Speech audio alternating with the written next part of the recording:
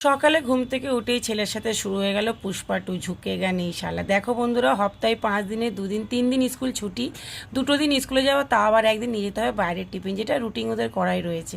তো যাই হোক, ছেলের কাছে হার মেলে আমি তো ঝুঁকেই গেলাম, ছেলে নিয়ে গেল বাইরের থেকে ছিঁড়া পাওয়াটা। তারপরে দেখো ঘরের আশিপাশি সমস্ত কাজ সেরে ঘর রুম পরিষ্কার করে সান্দান করে সুন্দর করে লক্ষ্মী বইয়ের মতন পুজো দিয়ে দিলাম। বৃহস্পতিবারে এই কাজটা কিন্তু এক্সট্রা থাকেই বন্ধুরা।